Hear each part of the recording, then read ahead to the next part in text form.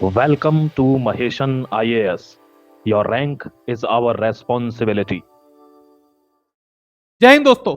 कल से लेकर आज तक आपने बहुत सारी वीडियोस देखी होंगी, लेकिन आज का सिर्फ ये एक वीडियो आपको जियोपॉलिटिकल डेवलपमेंट के बारे में कंप्लीट एनालिसिस 360 डिग्री में देगा। इसलिए वीडियो को अंत तक देखिएगा और अंत में आप सबके लिए, आपको पता ही है कि मैं अंत में आप सबके लिए एक महत्वपूर्ण खबर लेके आता हूं, इसलिए अंत तक वीडियो को देखिएगा ताकि उस महत्वपूर्ण खबर को आप सभी जान सके। दोस्तों, कल एक बहुत अच्छी न्यूज चली, पूरी दुनिया में न्यूज चली, भारत में बहुत सारे लोगों ने इस पर वीडियोज बनाए, पूरे टीवी चैनल्स ने इसको कवर किया कि भाई ये युद्ध रुक चुका है। ट्रंप ने बोला कि सीज फायर होगा, ट्रंप ने बोला कि हम ये युद्ध नहीं लड़ेंगे, लेकिन हमने इस पर वीडियो नहीं बनाया, हमने इसको कवर नहीं किया। जानते हैं क्यों? क्योंकि हमको पता था कि ट्रंप जो है बड़बोला है। ट्रंप जो है क्या करता है, उसको दिन भर बोलने की आदत है, चुप नहीं रहता, दिन भर बोलते रहता है। और आज जो है उसका अंजाम देखने को मिल गया। कल जो सीज फायर की बात जो लोग कर रहे थे, आज उनको समझना चाहिए कि आज फिर जो है ईरान ने बहुत सारे मिसाइल दागे हैं और इजराइल ने भी बहुत सारे मिसाइल दागे हैं। यानी कल जो सीज फायर का गुणगान गा रहे थे जो लोग, उनके मुंह पे आज जो है जोरदार तमाचा लग गया। यानी कि युद्ध अभी रुका नहीं है, युद्ध अभी चलने वाला है, ये क्लियर बात है। कल हुआ क्या? US Iran holding talk says Trump announces 5-day pause on attack on energy sites. आप सबको पता होगा कि ट्रंप ने एक धमकी दी थी। ट्रंप ने क्या कहा था कि भाई हम आपके सारे एनर्जी इंफ्रास्ट्रक्चर जो है उनको निस्तानाबूद कर देंगे, उसको ध्वस्त कर देंगे। यानी कि ईरान में इलेक्ट्रिसिटी सप्लाई से लेकर एनर्जी सप्लाई के जो चैनल है उन सबको खत्म कर दिया जाएगा। इस पर जो है ईरान ने पलटवार भी किया था। ईरान ने पलटकर यह जवाब दिया था कि अगर आपने एनर्जी इंफ्रास्ट्रक्चर को ध्वस्त करने की धमकी जो आप दे रहे हैं, अगर आपने ऐसा किया तो हम पूरे मिडिल ईस्ट के इंफ्रास्ट्रक्चर को डेवलप कर देंगे। पूरे मिडिल ईस्ट में जितने भी एनर्जी इंफ्रास्ट्रक्चर है उन सबको डेवलप कर देंगे। डिसैलिनेशन प्लांट जो है, जहां पे पानी को जो है रिफाइन किया जाता है, पीने योग्य बनाया जाता है, उन सबको निस्तानाबूद कर दिया जाएगा। और जब ये धमकी मिली ईरान की तरफ से, और जब ट्रंप ने देखा कि भाई ये तो दबने का नाम ही नहीं ले रहा है, हार मानने का नाम ही नहीं ले रहा है, मैं कुछ भी बोलता हूं उसका पलट कर जवाब दे देते हैं, फिर उसने बोला कि ठीक है, हम 5 दिन का जो है पॉज लेते हैं। 5 दिन जो है हम इस पर चर्चा करेंगे, विमर्श करेंगे। ईरान के बहुत सारे लोगों के साथ हमारी बातचीत हो रही है और अगर बातचीत सफल होती है तो ये युद्ध जो है रुक जाएगा। देखिए ना, ट्वीट में क्या कहता है वो, कहता है कि very good and productive conversation. कह रहा है कि बहुत अच्छी और प्रोडक्टिव बातचीत हो रही है। किसके साथ? ईरान के साथ। अरे झूठा आदमी, जब इतनी तुम्हारी बातचीत ही हो रही है तो फिर ये लड़ाई किस बात की हो रही है? जब तुम्हारी इतनी गुड एंड प्रोडक्टिव कन्वर्सेशन, कह रहा है गुड एंड प्रोडक्टिव, जब गुड और प्रोडक्टिव कन्वर्सेशन हो ही रहा है तो किस बात की मारामारी चल रही है, किस बात की लड़ाई चल रही है, किस बात के बारूद और गोले दागे जा रहे हैं? भाई समझ ही नहीं आ रहा है। जब तुम्हारी इतनी गुड और प्रोडक्टिव, फिर आगे क्या लिखता है? Complete and total resolution. कह रहा है कि कंप्लीट और टोटल रेजोल्यूशन हो जाएगा। अरे बेवकूफ आदमी, कम से कम क्या लिखता है? इसको लिखते वक्त समझ नहीं आता कि लिखता क्या है। जब लिखता है ना तो इसकी दिमाग जो है ना वो किसी और दुनिया में रहती है, शायद इसीलिए कुछ भी लिख देता है। कल इसने इतना कुछ लिख दिया, आज फिर जो है ईरान ने मारा, उधर से इजराइल ने मारा। मतलब युद्ध रुका नहीं है कहीं से भी, लेकिन पता नहीं क्या चल रहा था इसके दिमाग में कल कि इसने लिख दिया। शायद इसीलिए लिखा हुआ कि भारत की कुछ लोग, मीडिया जो है उसको न्यूज मिल जाए। बहुत सारे लोगों ने न्यूज चला दिया कि भाई ट्रंप जो है घुटने टेक दिया, ट्रंप जो है हार मान के। ध्यान रखना है, ईरान लड़ रहा है, ईरान अच्छा लड़ रहा है, लेकिन ईरान हरा नहीं पाएगा ना कभी भी अमेरिका को, यह जानने वाली बात है। ईरान कभी भी, अमेरिका और इजराइल दो सुपर पावर है एक तरीके से। इजराइल का डिफेंस टेक्नोलॉजी बहुत हाई है, आर्टिफिशियल इंटेलिजेंस बहुत हाई है, और अमेरिका के बारे में हम सभी जानते हैं वो खुद सुपर पावर है। इन दोनों के सामने ईरान खड़ा हो सकता है, लेकिन इन दोनों को हरा नहीं सकता। यह बात आपको जाननी होगी। ईरान के अंदर उतनी हिम्मत नहीं है कि अमेरिका को हरा सके। समझ में आ रही है बात ना? तो ईरान अपने दम पर खड़ा हो सकता है क्योंकि उसने लंबे समय में अच्छी तैयारी की है, लंबे समय में तैयारी की है। ईरान आज जो हमें देखने को मिल रहा है वो सिर्फ 1-2 साल की बात नहीं, उसने पिछले 40 सालों में काम किया है, उसका जो है रिजल्ट आज देखने को मिल रहा है। तो कल की जो पूरी खबर थी आज पूरी तरीके से झूठा साबित हुआ। ईरान के नेता तो ये पूछ रहे हैं कि भाई तुम किससे बातचीत कर रहे हो, मुझे बताओ।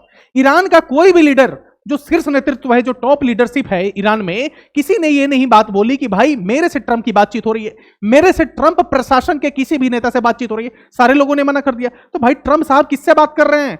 ये डोनाल्ड ट्रंप सच में पागल हो गया, शायद सपने में खुद से तो बात नहीं कर रहा था, या फिर आंख बंद करके हो सकता है खेमनई से बात कर रहा हो, खेमनई से बात कर रहा होगा। क्योंकि ईरान का कोई भी नेता, आप देखिए ना, Iran says it never spoke to Trump, कह रहा है कि मैंने कभी तो बात ही नहीं की ट्रंप से। शायद लग रहा है सपने में नींद आ गई थी और नींद में खेमनई आ गया था, और खेमनई से यह बातचीत कर रहा था कि लग रहा है अब ये वॉर को रुकना पड़ेगा। समझ में आ रही है ना बात?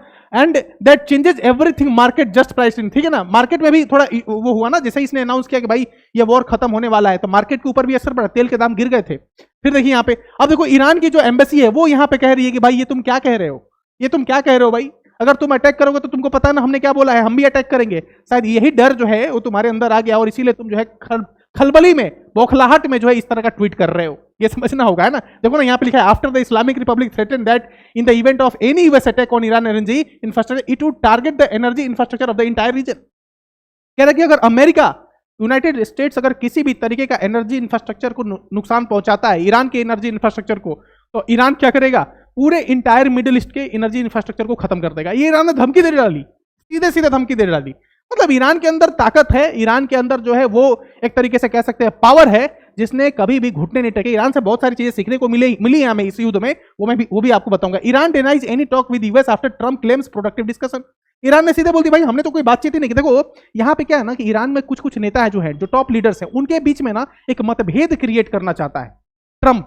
क्योंकि देखो ये कह रहा है कि भाई हम किसी से बातचीत कर रहे हैं, लेकिन ये नहीं बता रहा हम किससे बातचीत कर रहे हैं। किसी से बातचीत कर रहे हैं लेकिन किससे बातचीत कर रहे हैं ये नहीं बता रहा है। ईरान कह रहा है कि हमसे तो कोई बातचीत ही नहीं हो रही है। अभी कुछ दिन पहले ट्रम्प क्या कह रहा था कि भाई ईरान के सारे नेताओं को हमने मार दिया, कोई बचा ही नहीं जिससे बात किया जाए। तो ये ट्रम्प जो है ना, इसके बातों पे कभी विश्वास मत किया कीजिए। कुछ भी बोलता है, सच में कुछ भी बोलता है। ये क्या कह रहा है, इस पीठ को गाली दे रहा है, ये पीठ को गाली दे रहा है। पीठ को क्या कर रहा है, पीठ मुझे लगता है कि आप ही सबसे पहले व्यक्ति थे जिन्होंने बोला था कि चलो ईरान पर हमला करते हैं, यह करते हैं, क्योंकि आप उन्हें परमाणु हथियार हासिल नहीं करने दे सकते थे। पीठ को गाली दे रहा है। ये पीठ कौन है, पूरा जितना ये डेवलपमेंट हो रहा है अमेरिका की तरफ से, ये जो वॉर लड़ा जा रहा है तो इनके नेतृत्व में लड़ा जा रहा है। ये जो है पूरा उसकी कमान संभाल रहे हैं। तो पीठ को गाली दे रहा है कि भाई तुम्हारे वजह से हम जो ये वॉर में चले गए और अब जो है हमें मुंह के बल गिरना पड़ रहा है। करोड़ों रुपए हमारे खर्च हो गए, हजारों करोड़ बिलियन जो है रुपीज खर्च हो रहे हैं, बिलियन डॉलर खर्च हो रहे हैं। किसकी वजह से, तो पीठ की वजह से। तो गाली दे रहा है पीठ को, कौन, डोनाल्ड ट्रम्प।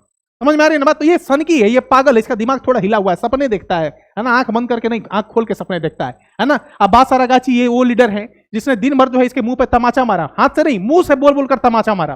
दिन भर कैमरे के सामने आकर सैयद अब्बास अरागाची ने जो तमाचा मारा डोनाल्ड ट्रम्प के, शायद इसीलिए बौखलाकर जो है टाइप करने लगा, है ना। पानी में देखो ना, यहाँ पे डूब रहा है और डूबते हुए क्या बोल रहा है, we are winning, we are winning. और फिर कह रहा है मदद कर दो, मदद कर दो, है ना। फिर कह रहा है they are finished, they are finished. Iran को कह रहा है कि खत्म हो गए। अरे जब खत्म ही हो गए तो लड़ किससे रहे हो भाई, इतने दिन से, कितने दिन हो गए, 23 दिन हो गए ना, किससे लड़ रहे हो। जब खत्म ही हो गए, दे आर फिनिश्ड, तो लड़ किससे रहे हो भाई। फिर देखो ना, लास्ट 48 आवर्स धमकी, 48 घंटे दे रहा हूं। कहां गए 48 घंटे, 48 घंटे कब के खत्म हो गए। अरे भाई कम से कम अपने जवान, अरे इनको क्या समझ में आया जवान की वैल्यू क्या होती है। जवान की वैल्यू इसको समझ में नहीं आएगी ना। लास्ट 48 आवर्स 48 घंटे की धमकी दे डाली, 48 घंटे पता नहीं कब के बीत गए। ठीक है चलो 5 दिन का सीज फायर ले लो। अरे भाई एक बात पे कभी टिकता नहीं है डोनाल्ड ट्रंप, एक बात पे कभी टिक नहीं सकता। हर दिन तो छोड़ दो यार, हर घंटे इसकी बात बदलती है। और देखो ना, ईरान के जितने भी लीडर हैं वो कह रहे हैं कि भाई कोई नेगोशिएशन नहीं होगा, कोई बातचीत नहीं होगी, कोई बातचीत नहीं होगी। जो हमारे डिमांड है, मैंने डिमांड बता दिया है आपको। ईरान के क्या डिमांड है अमेरिका से, ये आपको बता दिया है मैंने। सीज फायर का मतलब कंप्लीट सीज फायर। ये नहीं कि भाई आप आज सीज फायर कर दिए और फिर 6 दिन बाद जो है जाकर अटैक कर रहे हैं, ऐसा नहीं। सीज फायर मतलब कंप्लीट सीज फायर होना चाहिए। फिर देख लीजिए यहाँ पे ये कह रहा है, इसको बहुत सारे लोगों ने बोला कि भाई आप ये वॉर क्यों लड़ रहे हैं, मत लड़िए। बहुत लोगों ने समझाया, इसने सबसे मदद मांगी, जिनसे जिनसे मदद मांगी उन सब ने मदद करने से मना कर दिया। सारे यूरोपियन कंट्रीज के जितने भी देश हैं, सारे देशों ने मना कर दिया, सारे यूरोपियन कंट्रीज मना कर दिए। ये स्पेन एक पहला देश था जिसने जो है इनके खिलाफ आवाज उठाई। ये कह रहा है ना, ये मार्क रूबियो है, इनको कह रहा है कि name at least one thing Spain has ever done for us. कह रहा है कि बताओ एक ऐसा काम बता दो जो स्पेन ने आज तक हमारे लिए किया है। स्पेन जो देश है उसके लिए बोल रहा है कि बताओ ये कैसा देश है, इसने आज तक हमारे लिए कुछ किया नहीं और आज ये हमको बता रहा है कि हमको क्या करना चाहिए। तो ये रूबियो क्या कह रहा है, दे डिस्कवर्ड अमेरिका मिस्टर प्रेसिडेंट। अरे ये अमेरिका को डिस्कवर किसने किया, कोलंबस को भूल गए क्या आप। कोलंबस कौन से देश का था, कौन से देश से आया था कोलंबस। तो शायद अमेरिकन भूल गए हैं कि ये स्पेनी है और ये कोलंबस ही है जिसने अमेरिका की खोज की थी। ठीक है, तो ये मार्क रूबियो कान में बता रहा है कि भाई स्पेन को आप हल्के में मत लीजिए, स्पेन ही है जिसने हमारी खोज की थी, है ना, डिस्कवर किया था। और देख लीजिए ईरान से क्या सीखना चाहिए। बार बार धमकी मिली, जिस तरीके से देखो ना, जिस तरीके से डोनाल्ड ट्रंप ने हमें बार बार धमकी दिया, बोला कि इतने राफेल गिरा दिए, भारत और पाकिस्तान का जो ऑपरेशन सिंदूर हुआ उसमें मैं नहीं रहता तो पता नहीं कितने करोड़ लोग मारे जाते। भारत को भी बार बार नीचा दिखाया उसने। उसी तरीके से ईरान को भी, ईरान के साथ उसने किया, बार बार धमकी दी। लेकिन by world biggest military super power and its ally total annihilation. मतलब क्या हुआ, टोटल सुपर पावर अमेरिका और इजराइल, इन दोनों ने लगातार धमकियां दी, लगातार इनको जो है नीचा दिखाया और लगातार कोशिश की कि ईरान को हरा दिया, लेकिन ईरान ने घुटने नहीं टेके। Lose the supreme leader on day first, पहले दिन ही जितने भी लीडर्स थे, आपको याद होगा ना, जिस दिन ट्रंप ने, यानी कि जिस दिन इस युद्ध की शुरुआत हुई थी, इजराइल ने अटैक किया ईरान पे, अमेरिका ने अटैक किया ईरान पे, और ईरान के जितने भी टॉप लीडर थे, खेमनेई से लेकर जितने भी टॉप लीडर थे, सारे मारे गए थे।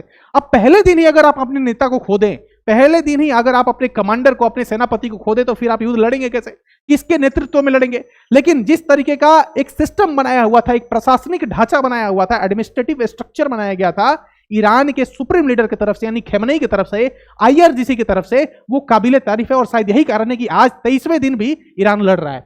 लूज लीडर्स आफ्टर लीडर्स, लगातार लीडर्स मारे गए, सारे लीडर्स मारे गए। आपको पता है ना, ईरान के जितने भी टॉप लीडर्स थे सारे मारे गए। Still refuse to bow down. Bow down मतलब कि फिर भी जो है झुकने से उसने मना कर दिया। किसने? ईरान ने। Refuse to get scared by threats, डरने से मना कर दिया। धमकी दे रहे हो, धमकी दो।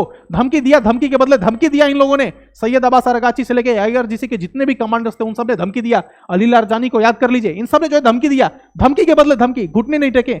Bring the Middle East on its knee, पूरे मिडिल ईस्ट के जितने भी कंट्रीज थे उन सबको जो है घुटने पे ला दिया। पूरे कंट्रीज को, Bahrain, Qatar, UAE, Oman, Syria, Iraq, सबको जो है एक तरीके से घुटने पर ला दिया। अजरबैजान तक को भी। समझ में आ रही है? मेक ट्रम्प सिक डायलॉग, अब ट्रम्प जो है डायलॉग करने के लिए रेडी हो गया है। Make him suspend military action on critical infrastructure, जो भी क्रिटिकल इंफ्रास्ट्रक्चर थे वहां पे मिलिट्री स्ट्राइक करने से ट्रंप ने अपने आप को पीछे कर लिया। लेकिन दिक्कत क्या है कि ट्रंप तो पीछे हो सकता है लेकिन इजराइल पीछे नहीं हटेगा। इजराइल और ईरान की लड़ाई, लड़ाई दो लोगों की है, ईरान और इजराइल की। ये ट्रंप तो बीच में चाचा बनने के लिए घुस गया है। समझ में आ रहा है? ट्रंप का कोई लेना देना नहीं था इसमें। तो ट्रंप अगर नेगोशिएशन करने को तैयार भी है, देखने वाली बात क्या होगी कि इजराइल नेगोशिएशन करेगा क्या?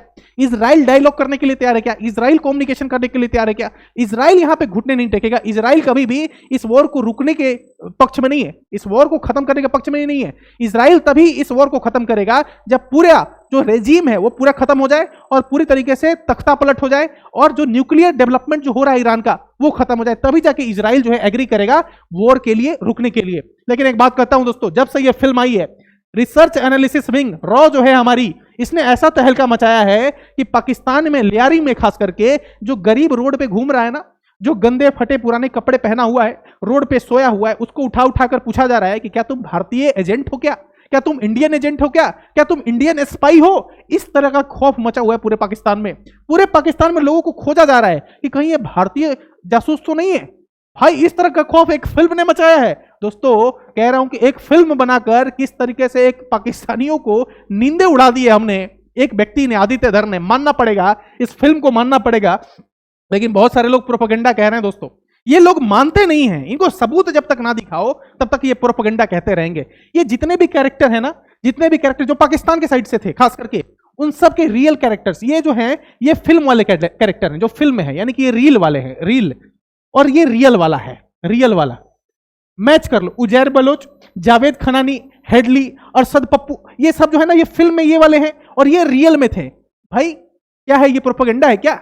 ये प्रोपेगेंडा है क्या? देखो ना, ये देखो, जसवंत सिंह, एएस दौलत है ना, कमलेश कुमारी, उमर अहमद, ये उमर हमीद, ये देखो ना, ये उमर हमीद, ये वही पुलिस वाला था जिसने जो है हमजा को पकड़वाया था। फिल्म देखी है ना आपने? ये वही पुलिस वाला है जो हमजा को पकड़वाया था। अब इसका भी देखो ना, ये रियल वाला है और ये डुप्लीकेट वाला, यानी कि फिल्म में इसने जो है इसका अभिनय किया है, यानी कि इसका रोल ये किया है। अब देखो ना, सारा कैरेक्टर जो है क्या मैच नहीं कर रहा है क्या? ये सारे रियल इंसिडेंट से जो है। फिर आप देखिए ना, अजीत डोभाल, कान्याल साहब जो है वो अजीत डोभाल का कैरेक्टर किए हैं। यहाँ पे इलियास कश्मीरी है ना, इलियास कश्मीरी का रोल, एसपी असलम, रहमान डकैत, ठीक है, सन्नी काजी, भुटावी, साजिद मीर। मतलब कितने लोगों को चेहरा दिखाऊं भाई, कितने लोगों का चेहरा दिखाऊं, कितने सबूत दिखाएं हम? ये सारे जो है ना रियल कैरेक्टर्स हैं। फिल्म में 90% टू 80% टू 70%, मिनिमम 70% जो कहानी है वो रियल इंसिडेंट से प्रेरित है, इंस्पायर्ड है। ये बात आपको समझनी पड़ेगी। ऐसे कम से कम हजारों सबूत दिखा सकते हैं, हजारों सबूत। वीडियो काफी लंबा हो जाएगा, इसीलिए बहुत सारी चीजों को मैंने ऐड नहीं किया। लेकिन इस बात को ध्यान रखिए कि फिल्म में सच्चाई है और शायद यही सच्चाई है कि ऐसे लोग रो रहे हैं, इस सच्चाई को पचा नहीं पा रहे हैं, डाइजेस्ट नहीं हो रहा है इनसे। शायद इनको हाजमे की गोली देनी पड़ेगी दोस्तों। कुछ भी करो ना, इनको पेट में दर्द हो जाती है। कश्मीर फाइल जब आ रही है, जब कश्मीरी पंडितों के ऊपर कभी फिल्म बन जाएगी कि उन पर किस तरीके से अत्याचार हुआ, जिसके वजह से कश्मीर छोड़कर, अपना घर द्वार, अपनी माटी छोड़कर उनको भागना पड़ा, तो उसको ये लोग प्रोपेगेंडा कहते हैं। फिर अगर आज एक केरला स्टोरी आ जाए तो प्रोपेगेंडा कहते हैं। लव जिहाद की बात हो जाए तो प्रोपेगेंडा हो जाती है। मोदी जी को ये डिक्टेटर कह देते हैं। बताओ ना, मोदी जी को डिक्टेटर कहते हैं और मोदी जी क्या कहते हैं? मोदी जी कहते हैं कि भाई हमको क्रिटिसाइज कीजिए। लोकतंत्र का मतलब ही होता है क्रिटिसिज्म, लेकिन इनको डिक्टेटर कहेंगे। अब डिक्टेटर कह रहे हैं लेकिन मोदी जी को गाली भी दे रहे हैं। अरे भाई ये कैसा डिक्टेटरशिप है? तानाशाह वो होता है, असली तानाशाह कौन होता है कि अगर उसके खिलाफ एक शब्द भी बोलोगे तो सर जो है कटवा देगा, फांसी पर चढ़वा देगा। तो आज तक ये ध्रुव राठी जो है ये बोल कैसे रहा है जब ये मोदी डिक्टेटर है? तो फिर देखिए, धुरंधर जो है वो प्रोपेगेंडा फिल्म है, मोदी डिक्टेटर है। दिन भर दिल्ली फाइल्स, पता नहीं दिन भर जो ये लोग बैठ के रोने लगते हैं, इनके पेट में दर्द होने लगता है। और सबसे ज्यादा दर्द इसी को है, पहली बार जब इसने धुरंधर के खिलाफ फिल्म बनाई थी ना, वो बनाई थी, रिव्यू बनाया था, वीडियो बनाया था जब इसने, तो धुरंधर की जो अर्निंग है, जो कमाई है, वो 200-300 करोड़ बढ़ गई थी। मैं तो चाहता हूं एक और बार जो है वीडियो बना दे, थोड़ा और प्रमोशन हो जाए धुरंधर की, 200-400-500 करोड़ रुपए और कमा ले। ऐसी फिल्में अगर पैसे कमाती है तो भाई ये अच्छी बात है हमारे लिए। देखो ना, ये कौन लोग हैं, ये कौन सी पार्टी है, और ये पार्टी क्या कर रही है, इनका वीडियो चला रही है। ये महानुभाव हैं, ये महापंडित, महाज्ञानी, महास्कॉलर हैं, और इनका वीडियो चलाया जा रहा है एक मीटिंग में। और मीटिंग किसकी है, इस पार्टी की मीटिंग है, इस पार्टी की मीटिंग है। भाई पार्टी की मीटिंग में इनका वीडियो क्यों चल रहा है? ये प्रोपेगेंडा नहीं है क्या? है आपकी आइडियोलॉजी क्या है ये हम सभी जानते हैं, आपकी आइडियोलॉजी क्या है ये हम सभी जानते हैं। तो हमें जो है थोड़ा धैर्य अगर हम रख रहे हैं तो इसका मतलब ये नहीं हुआ कि आप हमें कमजोर समझने लगे। आपकी जिस दिन पतलून खुलने लगेगी ना, हालत खराब हो जाएगी, हालत खराब हो जाएगी, लिख के दे रहा हूं। तो ये वीडियो जो चल रही है ना, ये वीडियो कहां पे चल रही है, कौन सी पार्टी की मीटिंग में चल रही है भाई? ये कौन सा प्रोपेगेंडा है? इसको प्रोपेगेंडा आप नहीं कहते हैं क्या? देखिए अब आइए, ये देखिए भारत में नरेंद्र मोदी जी क्या कह रहे हैं। नरेंद्र मोदी कह रहे हैं the government is making continuous effort so that burden of the crisis does not fall on the farmer. कह रहे हैं कि भारत सरकार हर वो कोशिश कर रही है जिसकी वजह से जो ये त्रासदी है इसका असर आम लोगों पर ना पड़े, किसानों पर ना पड़े। लेकिन ये लोग हैं जो है ना, ये जो दिन भर चिल्लाते रहते हैं, ये दिन भर जो चिल्लाते रहते हैं, ये हिमाचल प्रदेश है दोस्तों। हिमाचल प्रदेश में किसकी सरकार है पता है ना? कांग्रेस की सरकार हिमाचल प्रदेश में। क्या खबर आ रही है? Petrol and diesel prices to increase in Himachal Pradesh, government passes a bill. ये क्या है? ये क्या है?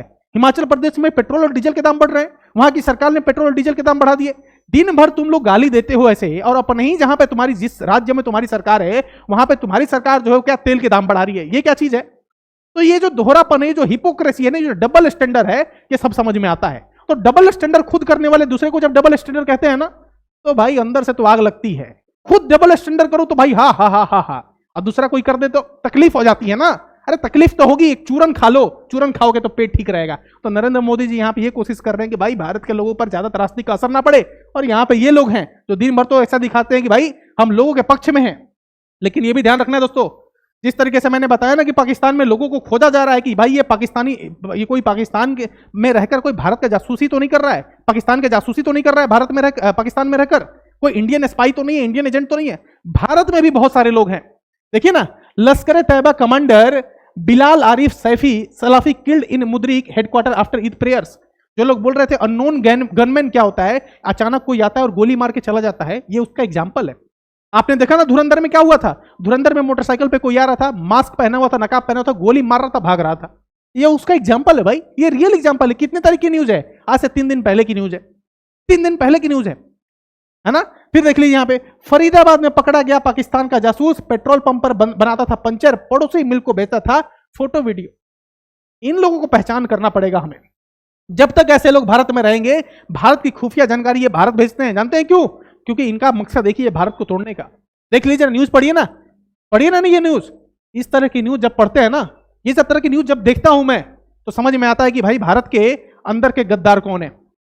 और गद्दार जो है कोई पार्टिकुलर कौम, कोई पार्टिकुलर धर्म, कोई पार्टिकुलर जाति, कोई पार्टिकुलर समुदाय, कोई पार्टिकुलर लिंग, कोई पार्टिकुलर क्षेत्र के लोग नहीं है। ये एक ऐसी नस्ल है, ये एक ऐसी नस्ल है जिसका काम ही है देश विरोधी ताकतों को मजबूत बनाना। समझ में आ रही है बात आपको? तो इस बात को ध्यान में रखिएगा कि कोई एक जो है व्यक्ति है ना, ये देखिए ये आसिम मुनीर को जानता है ना, चश्मा लगाकर, पता नहीं ये क्या करता है, मुझे समझ में नहीं आता। इसको दूर का दिखता नहीं है, इसको बहुत नजदीक की चीजें दिखती हैं। दूर का दिखता है ना, तो ये पाकिस्तान को आगे बढ़ाने के लिए सोचता, पाकिस्तान की GDP growth, development, education, infrastructure, health, इन सब पर बात करता। लेकिन इसको इससे मतलब नहीं है। इसको क्या मतलब है कि ईरान और इजराइल में, अमेरिका में वॉर चल रहा है, तो चलो भाई हम बीच में एक चाचा बन जाते हैं। तो चाचा बनने के लिए क्या कर गया, चला गया है पाकिस्तान कहां पे, ईरान इजराइल के बीच में समझौता कराने। इनके पास अपने खाने को पे, देखो ना, Munir speak to Trump, Pak bid to play lead mediator on Iran. Report आ रही है कि भाई मीडिएटर का रोल प्ले करेगा कौन? ये जो है ना, ये मीडिएटर का रोल प्ले करेगा। समझ में आ रही है बात आपको? एक बार इनकी औकात क्या है ना, ये आपको बताता हूं। औकात इनकी ये है, क्या है? Pakistan in big trouble, only 5 days of LPG, 7 days of oil left amid US Iran war. ये हकीकत है, लेकिन इनको हकीकत हजम नहीं होती है। ये अलग ही दुनिया में रहते हैं, पता नहीं कौन सी दुनिया में रहते हैं। इनको वॉर रुकवाना है। अपने देश के लाले पड़े हुए हैं, खाने को खाना नहीं है इनके पास, जलाने को सिलेंडर नहीं है, चलाने को पेट्रोल डीजल नहीं है। अरे भाई कम से कम अपने देश की फिक्र करो, दूसरे देश की माथा पकड़ के क्यों बैठे हो? ये देख लो, ये शायद इसी न्यूज को देखकर ये माथा पकड़ लिया है। क्या न्यूज है भाई? 114 राफेल। अरे भाई ये 114 राफेल, शायद यही न्यूज सुनकर जो है ना इसने माथा पकड़ लिया है। ये डिफेंस मिनिस्ट्री जो है ना इंडिया की, 114 राफेल की अब डील होने जा रही है 2026-27 में। 114 राफेल, शायद ये जब न्यूज पहुंचेगी ना, सच में बता रहा हूं, ये फांसी लगा लेगा आप। इसके पास और कोई ऑप्शन नहीं है, और कोई चारा नहीं है। फांसी लगाने के अलावा जो है शहबाज शरीफ के पास और कोई चारा नहीं है। लेकिन देखो दोस्तों, जब हमने इस वॉर की जब शुरुआत हुई थी ना, आज से 15, 20, 25 दिन पहले, मैंने आपको बताया था कि जब ये वॉर लंबा जाएगा तो इसका असर भारत पर भी पड़ेगा। लेकिन बहुत सारे लोग कमेंट में बोले थे कि सर भारत पर असर नहीं पड़ेगा, भारत को क्या करना है, भारत से क्या मतलब है, हजारों किलोमीटर दूर लड़ाई हो रही है, इससे भारत को क्या असर पड़ेगा। लेकिन भारत पर असर पड़ रहा है, भारत पे इसका इफेक्ट पड़ रहा है दोस्तों। ध्यान देखिए, your next LPG refill could be 10 kg instead of regular 14.2 kg। इस तरह का न्यूज पेपर में छप रहा है कि सिलेंडर जो 14.2 किलो का पहले आता था, अब वो 10 किलो का आएगा। गैस की किल्लत है हमारे पास, इस बात को ध्यान रखिए। फिर यहां पे देखिए, India among worst hit, GDP में drops 4% if conflict drags on, says Moody's Analytics. Reports ऐसे आ रहे हैं कि इंडिया का जीडीपी भी गिर सकता है। हर चीज का क्राइसिस हो रहा है, इस बात को ध्यान में रखिए। पेट्रोल और डीजल के दाम सिर्फ नहीं बढ़ते हैं, 2-4 रुपए नहीं बढ़ते हैं। पेट्रोल और डीजल का दाम बढ़ जाएगा तो जानते हैं क्या होगा? जो जलेबी, जो समोसे आप 10 रुपए का खाते थे, वो 15 रुपए में बिकने लगेगा। क्यों? क्योंकि सिलेंडर जो वो खरीद रहा था पहले 900 रुपए में, अगर वो 2000 रुपए में खरीद रहा है तो जाहिर सी बात है समोसे वाला समोसे के रेट बढ़ाएगा, कोई भी चीज के रेट बढ़ जाएंगे जो कि एलपीजी सिलेंडर से बनते हैं। जो कॉस्टिंग है ट्रांसपोर्टेशन की, उसकी बढ़ जाएगी, हर चीज की महंगाई आ जाएगी, इन्फ्लेशन बढ़ जाएगा। इस बात को आप ध्यान में रखिए। इस बात को मैंने आज से 20-25 दिन पहले बोल दिया था, लेकिन बहुत सारे लोग कमेंट में बोल रहे थे कि सर आप तो सरकार के खिलाफ बोल रहे हैं, महंगाई नहीं आएगी, पेट्रोल डीजल के दाम नहीं बढ़ेंगे। सबका असर पड़ने वाला है। इसलिए मैं कह रहा हूं कि ये वॉर रुकना चाहिए, जितना जल्दी हो सके ये वॉर को रुकवाना हमारे लिए सबसे ज्यादा प्रायोरिटी है। क्यों? क्योंकि हम डेवलप्ड नेशन नहीं, हम डेवलपिंग। अगर हमको डेवलप्ड बनना है ना, तो ऐसे वॉर का अगर असर हमारे ऊपर पड़ने लगे तो हम और पीछे जाएंगे, आगे नहीं बढ़ेंगे। इस बात को ध्यान में रखिएगा। और देखिए ये करेंसी है ना, ये सारे करेंसी, इंडियन रुपी है, यूएस डॉलर है, इन सारे करेंसी में अभी देखिए भारत का क्या स्थिति है। $1 जो है अभी 94 रुपए का हो गया है। आप देखिए ना, किस तारीख को, 27 फरवरी को ये 91 रुपीज था, 27 फरवरी को 90 रुपए था, 90 रुपए। 27 फरवरी को ये 90 रुपए था, और आज देखिए 20 मार्च को लगभग जो है ये 23 मार्च को लगभग ये 94 रुपए हो गया है। $1 94 रुपए का। अब मान लीजिए अमेरिका से हम कोई सामान खरीदते थे, यूएस से कोई सामान खरीदते थे, पहले उसको खरीदने के लिए हमें कितना डॉलर देना पड़ता था? मान लीजिए अगर 90 रुपए $1 है, 90 रुपए जो है $1 मान रहे हैं हम, तो पहले अगर मान लो कि अगर हम $2 का सामान खरीदते थे तो हमको 180 रुपए देना पड़ता था। अब कितने देने पड़ेंगे? अगर हम अमेरिका से $2 का सामान खरीद रहे हैं तो मल्टीप्लाई कर लीजिए ना 2 से, कितना देना पड़ेगा? 188 रुपए। पहले 180 रुपए देने पड़ते थे, अब 8 रुपए ज्यादा देने पड़ेंगे। समझ में आ रही बात? तो महंगाई बढ़ेगी, हर चीज की महंगाई बढ़ेगी। और देखना है, जितनी भी ट्रांजेक्शन होती है इंटरनेशनल ट्रेड में, जितने भी ट्रांजेक्शन होते हैं वो सारे डॉलर में होते हैं, और चूंकि डॉलर में सारे ट्रांजेक्शन होते हैं तो इसका असर हर चीज पर पड़ेगा। इस बात को ध्यान में रखिए। तो असर तो पड़ रहा है भारत पे, तो इस बात को आप लोग भी गलत फहमी में मत लीजिए कि भारत जो है एकदम जो है अलग ही दुनिया में। नहीं, भारत के ऊपर असर पड़ेगा। भारत की सरकार मजबूत सरकार है, वो कोशिश कर रही है कि इसका असर आम लोगों पर ना पड़े। बहुत कोशिश हो रही है भारत की सरकार की तरफ से, और इसके लिए भारत की सरकार को, भारत के प्रधानमंत्री नरेंद्र मोदी को हमें बहुत सारी बधाई और तारीफ देनी भी चाहिए। ये वीडियो कैसा लगा आपको? सारी चीजें समझ में आई या नहीं आई? कमेंट में जरूर बताइए। अपने विचार को जरूर लिखा कीजिए, आप क्या सोचते हैं, आपका क्या विचार है। अपने विचारों को अगर लिखा करेंगे, आपके विचारों को पढ़कर हमें काफी खुशी मिलती है। वीडियो अच्छा लगा हो तो चैनल को सब्सक्राइब कर दीजिएगा, वीडियो को लाइक कर दीजिएगा, कॉमेंट जरूर लिखिएगा। और अगर आप हमें सपोर्ट करना चाहते हैं तो ज्वाइन बटन दबाकर सपोर्ट भी कर सकते हैं। Thank you so much for watching this video. मिलते हैं किसी और नए वीडियो में। Take care, have a good day. जय हिंद, जय भारत।